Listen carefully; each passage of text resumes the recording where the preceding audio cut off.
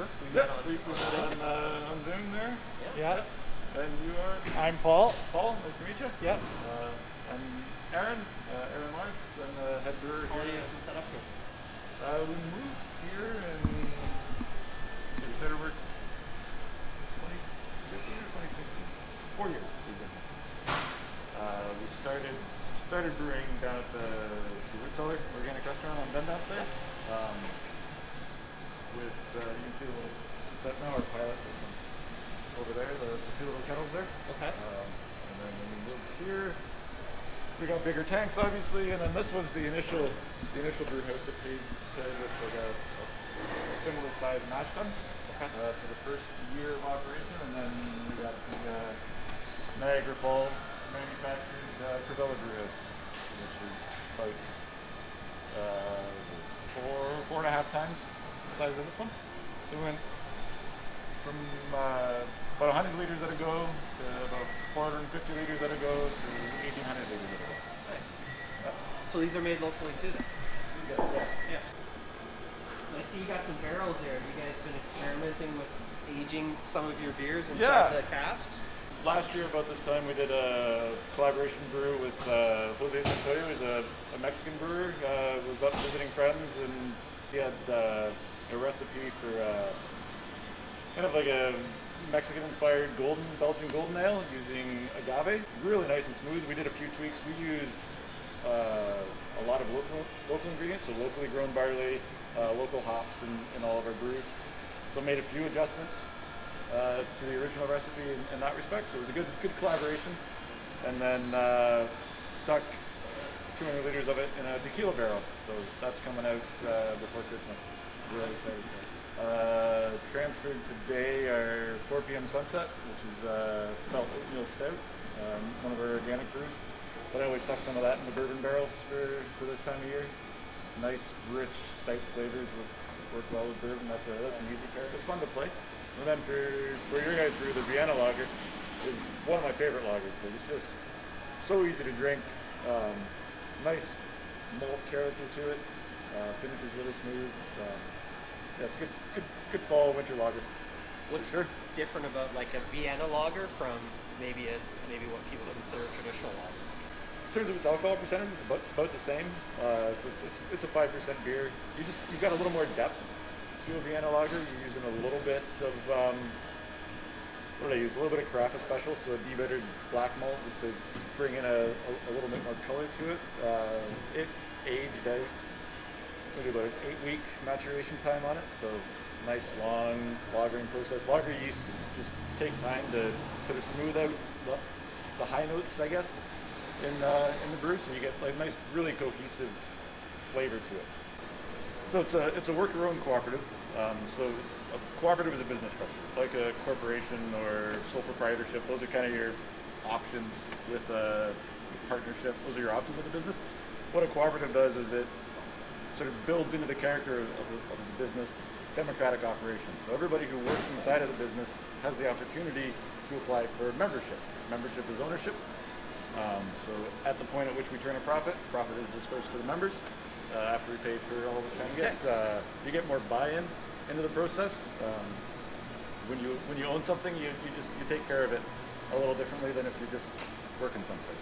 Wow. Is sort of the philosophy. That's really cool. Then we're also a certified organic brewery. So the majority of the beer that we produce is certified organic. Not all, mainly because when I'm developing a new recipe, on organic certification, you need to get every ingredient approved, all the inputs approved, the process, the label, all of that, which sometimes we just want to throw beer on top. But our core offering, and certainly anything that you'll find on the LCBO, is an organic product.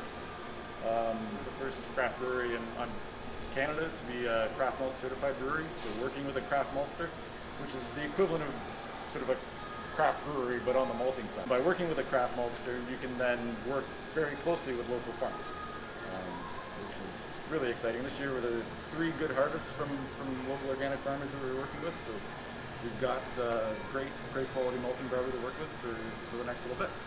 So this here is the mash tun. That's where we combine the grains with hot water at a specific temperature to reach the temperature at which your enzymes are happiest. They're going to go to work converting the starches into sugars. And that's what I was just checking there, just the sugar content of the wort that's being transferred over to the boil kettle. Just making sure that it's we're at 4 or 5 on the brick scale. So it's dropping, but that's because we've got about 1,600 liters in the boil kettle right now. So as you're transferring that wort over, the sugar content will drop. We just want to make sure I cut it off before we get down to about 2. Otherwise you start to leach out some undesirable tannins and stuff from the husks of the grain. Roughly 400 kilos of grain in there that's going to come out into the blue totes that we have over there, and then local organic pig farmer is going to come pick that up. And they'll go to pig feed and come back as pepperettes. So, you know, good closed loop cycle. Sugar water, malt sugar water ends up in the boil kettle. That's where we're at our hops. At various stages, depending on the characteristics we want to draw out of them. And then after it's boiled for an hour, we'll run it through our heat exchanger over to a waiting, clean and sanitary fermenter. Add our yeast at that point, and it'll ferment out for an ale 2 to 3 weeks, a lager 6 to 8. And then from there, it'll transfer over to one of these 2 bright tanks behind you where it gets carbonated. From there, it'll move over to our canning line. So we've got a 12-head rotary counter pressure canner that's new to us this summer.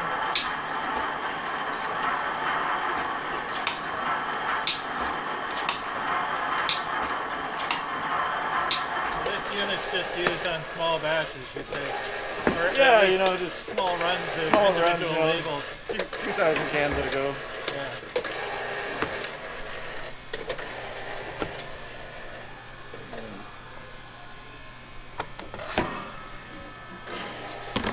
That's what you want to land on your front porch right there, eh? There you go.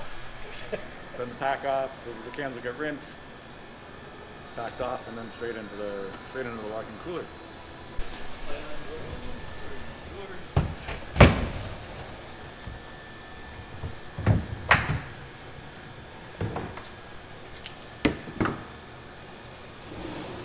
It's like a mini transfer tank.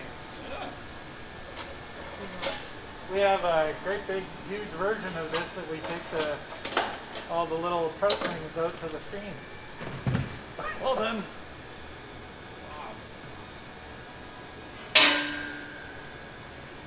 So you scrape it all forward? Yep.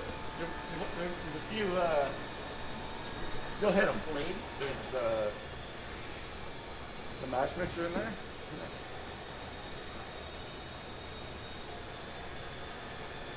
There you go, now you're a brewer.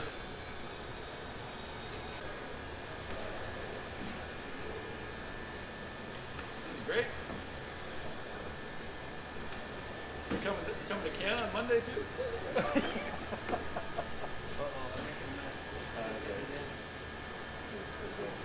Killed that one full. There's no way I'm dragging that back. Mr. Spilly Pants.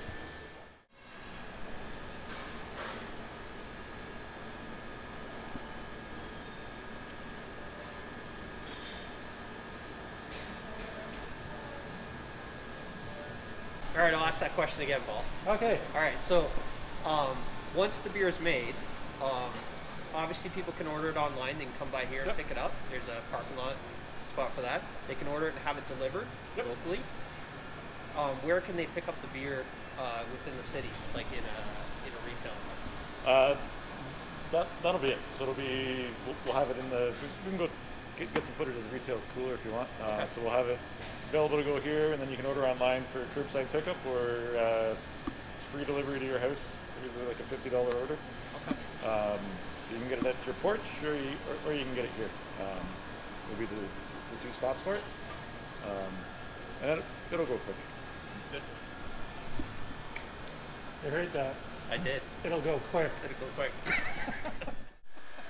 All right, Aaron. Well, thanks for having us by. It was really cool to see this coming together, and I'm really excited to see the beer once it hits the shelves and it's all packaged up. So, likewise, we share a passion for good water and good beer. Right on. Good beer.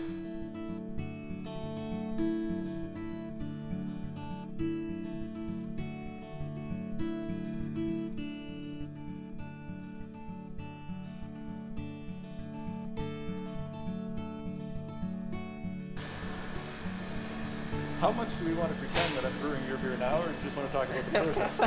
Just the process, yeah. Yeah, that's enough. I can't wait anymore.